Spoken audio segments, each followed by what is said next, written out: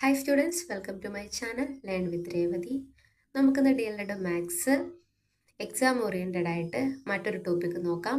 ബാല building as learning aid എന്നാണ് full form. എന്താണ് BALA? ബാല എന്നത് ബിൽഡിംഗ് ആസ് ലേണിംഗ് എയ്ഡ് എന്നതിൻ്റെ ചുരുക്കരൂപമാണ്. വിദ്യാലയ കെട്ടിടം, ക്ലാസ് മുറികൾ, കോണിപ്പടികൾ, പരിസരം എന്നിവയെ കുട്ടികളുടെ പഠനത്തിന് സഹായകമായ ഉപകരണങ്ങളായി മാറ്റുന്ന രീതിയാണിത്.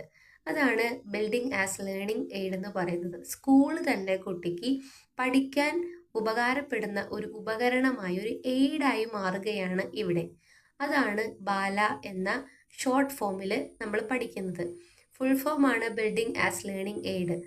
അപ്പോൾ സ്കൂൾ കെട്ടിടം, ക്ലാസ് മുറി, കോണിപ്പടി, പരിസരം എന്നിവയിൽ നിന്നെല്ലാം പഠനം സാധ്യമാക്കുക എന്നതാണ് ഇതിൻ്റെ ലക്ഷ്യം. സാധാരണയായി വിദ്യാലയ കെട്ടിടങ്ങളെ കേവലം ഒരു തണലായി മാത്രമാണ് കാണാറുള്ളത്.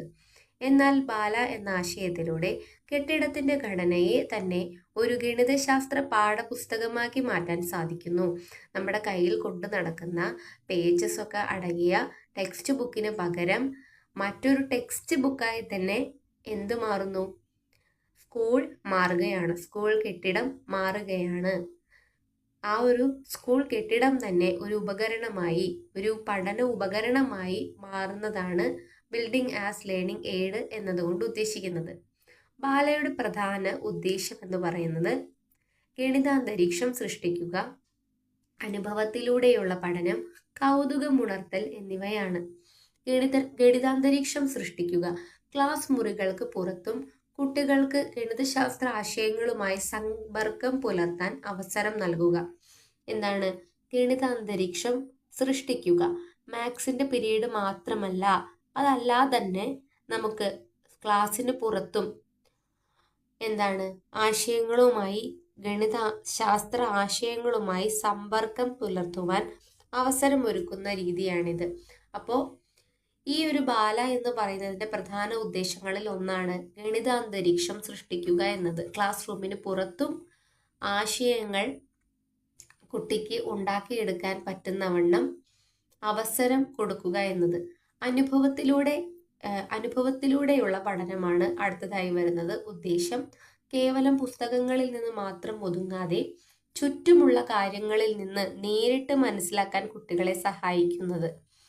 ഒരു പുസ്തകത്തിൽ നിന്ന് വായിച്ചെടുക്കുന്ന അറിവുകൾ മാത്രമല്ലാതെ പുറത്തേക്ക് കുട്ടി ഇറങ്ങി നടക്കുമ്പോൾ, അല്ലെങ്കിൽ സ്കൂളിൽ നിന്ന് കുട്ടി പുറത്തോട്ട് പോകുമ്പോൾ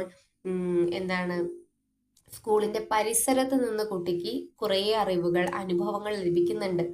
ഇതിലൂടെയും ഗണിത പഠനം സാധ്യമാക്കുക എന്നതും ഇതിന്റെ മറ്റൊരു പ്രധാന ഉദ്ദേശമാണ്.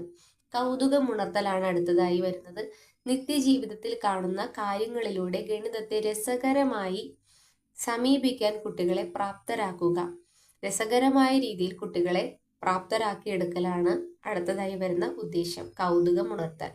അപ്പോൾ ബിൽഡിംഗ് ആസ് ലേണിംഗ് എയ്ഡ് എന്ന് പറയുന്നത് ഒരു സ്കൂൾ കെട്ടിടത്തെ തന്നെ ഒരു ഉപകരണമാക്കി, പഠനത്തിന് ആവശ്യമായ ഒരു ഉപകരണമാക്കി മാറ്റുക എന്നതാണ് അതിലെ പ്രധാന ഉദ്ദേശമാണ്. ഗണിതാന്തരീക്ഷം സൃഷ്ടിക്കുക, അതുപോലെ അനുഭവത്തിലൂടെയുള്ള പഠനം, കൗതുകമുണർത്തൽ എന്നിവ.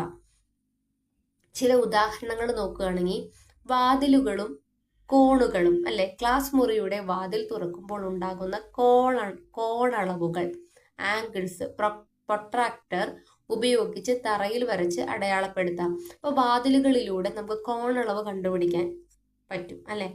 ക്ലാസ് മുറിയിൽ വാതിൽ തുറക്കുമ്പോൾ ഉണ്ടാകുന്ന കോണളവുകൾ പ്രൊട്രാക്ടർ ഉപയോഗിച്ച് തറയിൽ വരച്ച് അടയാളപ്പെടുത്താൻ സാധിക്കുന്നുണ്ട്.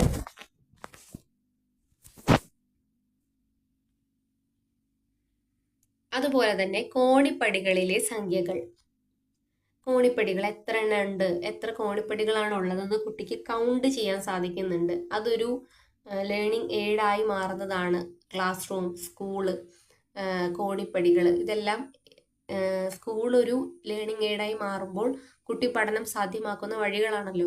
അപ്പോൾ കോണിപ്പടികളിൽ സംഖ്യകൾ എഴുതി വയ്ക്കുക.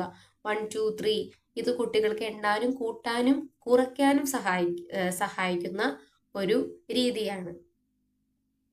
തറയിലെ ജാമിതീയ രൂപങ്ങൾ വിദ്യാലയത്തിന്റെ മുറ്റത്തോ ക്ലാസ് മുറിയുടെ തറയിലോ വൃത്തം, ചതുരം, ത്രികോണം തുടങ്ങിയ ജ്യാമിതീയ രൂപങ്ങൾ വരയ്ക്കുക. അളവുകൾ: ഭിത്തികളിൽ ഉയരം അളക്കാനുള്ള സ്കെയിലുകൾ വരയ്ക്കുക. ഇതൊക്കെ തന്നെ ഇതിലെ പ്രവർത്തനങ്ങളാണ്. അപ്പോൾ ബിൽഡിംഗ് ആസ് ലേണിംഗ് എയ്ഡ് എന്ന് പറയുന്ന ഭാഗമാണ് നോക്കിയത്. അതിലെ പ്രധാന ഉദ്ദേശങ്ങൾ നോക്കി. കൂടാതെ ചില പ്രവർത്തനങ്ങൾക്ക് ഉദാഹരണങ്ങൾ നൽകി. അതിലൊന്നായിരുന്നു വാതിലുകളും കോണളവുകളും. അതിനുശേഷം കോണിപ്പടികളിലെ സംഖ്യകൾ, പിന്നീട് തറയിലെ ജ്യാമിതീയ രൂപങ്ങൾ, നെക്സ്റ്റ് അളവുകൾ. നമ്മൾ ഈ ഹൈറ്റ് ഒക്കെ അളക്കുന്നതിന് വേണ്ടിയിട്ടൊക്കെ സ്കെയിലുകൾ വെക്കുന്നത് കാണാറുണ്ട് സ്കൂളുകളിൽ, ക്ലാസ് റൂമുകളിലെ ഭിത്തിയിലൊക്കെ. അപ്പോൾ ഇതൊക്കെ ഇതിൽ ഉൾപ്പെട്ടതാണ്. അതുപോലെ തറയിലെല്ലാം രൂപങ്ങൾ വരച്ച് ഗെയിംസ് ഒക്കെ ചെയ്യിപ്പിക്കാറുണ്ട്. കൂടാതെ കോണിപ്പടികൾ ഓൾറെഡി കൗണ്ട് ചെയ്യാൻ പറ്റുന്ന രീതിയിലാണ് ഓരോ സ്റ്റെപ്പും ക്രമീകരിച്ചിരിക്കുന്നത്. അതുപോലെ തന്നെയാണ് വാതിലുകൾ, ജനലുകൾ. ഇതെല്ലാം തന്നെ ഒരു ലേണിംഗ് എയ്ഡ് ആക്കി മാറ്റി നമുക്ക് കുട്ടിയെ കൗണ്ട് ചെയ്യാൻ, അതുപോലെ തന്നെ കൂട്ടാൻ, കുറയ്ക്കാൻ ഒക്കെ പഠിപ്പിക്കാൻ സാധിക്കും. നമ്മളുടെ ക്രിയേറ്റിവിറ്റിക്ക് അനുസരിച്ച് നമുക്ക് ക്ലാസ് റൂമിലെ ഏതൊരു ഭാഗവും, അല്ലെ, വാതിലായിക്കോട്ടെ, ജനലായിക്കോട്ടെ, ഫാൻ ആയിക്കോട്ടെ, ഈ എന്തായിക്കോട്ടെ, നമുക്ക് നമ്മുടെ ഐഡിയക്ക് അനുസരിച്ച് കുട്ടികളിലേക്ക് ആ ഒരു ആശയത്തെ എത്തിക്കാൻ വേണ്ടിയിട്ട് സാധിക്കുന്നുണ്ട്. അപ്പോൾ ഈ ഒരു ക്ലാസ്സിൽ നമ്മൾ ബാല എന്ന ടോപ്പിക്കാണ് നോക്കിയത്. എല്ലാവർക്കും ഈ ഒരു ടോപ്പിക്ക് മനസ്സിലായി, യൂസ്ഫുൾ ആയി എന്ന് വിചാരിക്കുന്നു. മറ്റൊരു വീഡിയോയുമായിട്ട് വീണ്ടും കാണാം. താങ്ക്